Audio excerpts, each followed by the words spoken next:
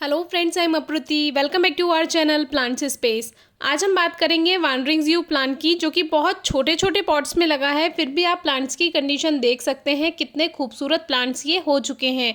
और ये हमने बहुत छोटी छोटी कटिंग्स से ग्रो किए थे, क्योंकि ये जो प्लांट है ये सर्दियों में बेकार हो जाता है, इसमें ग्रोथ नहीं होती है। फिर जैसे ही फरवरी मार्च का टाइम आता है, उन्हीं पौधों से जो सर्दियों में रखे हुए थे, बेकार हो चुके थे, उनमें से कटिंग्स लेकर इनको दोबारा से तैयार किया जाता है। और तभी इसका पॉटिंग मिक्स बनाते हैं हम। इसमें कावडंग यानी गोबर की खाद मिलाते हैं मिट्टी में, और आधी मिट्टी आधा खाद रख सकते हैं, या 40% आप खाद रख सकते हैं और 60% इसमें मिट्टी मिक्स कर सकते हैं। तो वो पॉटिंग मिक्स में ये हमने लगाया। उसके बाद कोई एक्स्ट्रा फर्टिलाइज़र देने की ज़रूरत नहीं होती है। अब बीच बीच में इसमें वीड्स वगैरह या इस तरह के विंका के प्लांट्स भी ग्रो हो जाते हैं, तो उनको आप हटा सकते हैं। तो इस तरह का ये हमारा प्लांट है, कोई एक्स्ट्रा केयर नहीं है। और ये जो प्लांट्स हैं, ये आपने मिट्टी की प्लेट्स देखी होंगी, जो पहले हमने सीड्स ग्रो करने के लिए यूज़ की थी, उन्हीं में ही इनको ग्रो कर दिया है। और इनको आप वेस्ट पॉट्स में या वेस्ट जो प्लास्टिक बॉटल्स होती हैं उसमें, या कोई भी आपके पास वेस्ट प्लांटर है उसको आप रीयूज़ कर सकते हैं, उसमें ये ग्रो कर सकते हैं।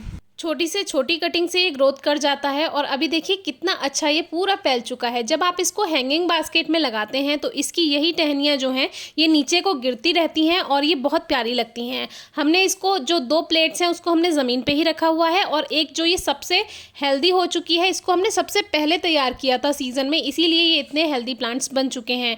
तो ये जो एक प्लेट है मिट्टी की, इसको हम रखते हैं जैसे कि जो कॉलम्स होते हैं, तो वहाँ पे जो एंगल आयरन निकले हुए रहते हैं ऊपर की तरफ, तो उसको थोड़ा छुपाने के लिए, थोड़ा वो नुकीले रहते हैं, उसको ढकने के लिए इसको ऊपर से हम रख देते हैं, तो वो फिर सेफ भी हो जाता है, नुकसान की कोई बात नहीं रहती है। तो इस तरह के जो प्लांट्स हैं उसको आप डेकोरेशन के लिए यूज़ कर सकते हैं। कोई एरिया आपको कवर करना है, मान लीजिए छुपाना है, आपकी छत है, टेरेस गार्डन है, उसमें कोई ऐसा एरिया है जो देखने में अच्छा नहीं लगता, तो उसको आप इससे कवर कर सकते हैं, ढक सकते हैं। बहुत सुंदरता से ये उसको कवर कर लेता है। और अगर आप वेस्ट प्लांटर्स में लगा रहे हैं, उस पर आप पेंटिंग कर दीजिए, कुछ ड्रॉ कर दीजिए, कोई फेस इमेज बना दीजिए उस पर, तो वो भी बहुत प्यारा लगता है। तो इस बार मैं सोच रही हूँ कि मेरे पास कुछ प्लांटर्स रखे हुए हैं, वेस्ट प्लास्टिक प्लांटर्स हैं वो, तो उसको डेकोरेट करेंगे। तो उनमें हम या तो यही ग्रो कर देंगे, और कुछ टेनोक्लॉग यानी जो हमारा पोर्चुलाका और पर्सलेन है उनको भी ग्रो कर सकते हैं। तो इस तरह की जो कटिंग्स वाले प्लांट्स हैं, तो ये जितने भी बिगनर्स हैं जो नई नई गार्डनिंग शुरू कर रहे हैं, वो इनको ग्रो करके उनको अच्छा रिजल्ट मिल जाता है, तो उनकी फिर हिम्मत बढ़ जाती है कि हाँ, प्लांट्स ग्रोथ कर जाते हैं, हमें प्लांट्स ग्रो करने चाहिए। तो इनके कलर पे काफ़ी ज़्यादा कमेंट्स, क्वेश्चंस आते हैं कि इनका कलर कैसे मेंटेन रखें। तो इसको अगर आप तेज़ धूप में रखते हैं तो हल्का सा ये रफ हो जाती हैं लीव्स, थोड़ा इसमें शेड जो है वो कम हो जाता है, और वैसे डार्क पर्पल रहती हैं, लेकिन तेज़ धूप में थोड़ा ये फेड होने लगती हैं पत्तियां। और अगर आप बिल्कुल छाया में रखते हैं तो फिर इनका जो पत्तियां हैं ये दूर दूर आने लगेंगी, और इनका कलर भी फेड हो जाता है, वो बात नहीं रहती। तो सेमी शेड में आप रख सकते हैं, या जहाँ इनडायरेक्ट ब्राइट लाइट आती हो वहाँ पर आप इसको रख सकते हैं।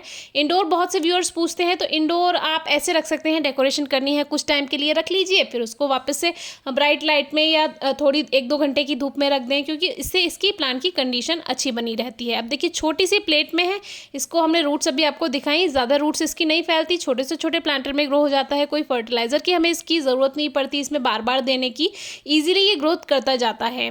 बाकी हल्की नमी बना कर रखिए, क्योंकि इसमें ऑलरेडी वाटर होता है, जो इसकी टहनियाँ होती हैं, पत्तियाँ होती हैं, उसमें पानी की मात्रा होती है। तो इसको ये भी नहीं है कि बार बार पानी देने की ज़रूरत है। अगर आप 1-2 बार पानी देना भूल जाते हैं तो प्लांट पे कोई इफेक्ट नहीं पड़ता।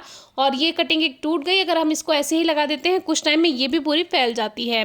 अगर आप चाहें तो प्लांट की कटिंग, ट्रिमिंग, प्रूनिंग कर सकते हैं। बीच बीच में हल्की हल्की कटिंग करने से क्या होता है, इसमें डबल शूट्स आती हैं, तो ये और जल्दी ज़्यादा घना होता है। तो इसका जो ग्रोइंग टाइम है वो फरवरी मार्च से लेकर और लगभग सितंबर अक्टूबर तक रहता है। फिर सर्दियाँ आ जाती हैं, फिर इसकी पत्तियाँ थोड़ी थोड़ी सूखने लगती हैं नीचे नीचे की, बाकी ये ग्रोथ रुक जाती है सर्दियों में।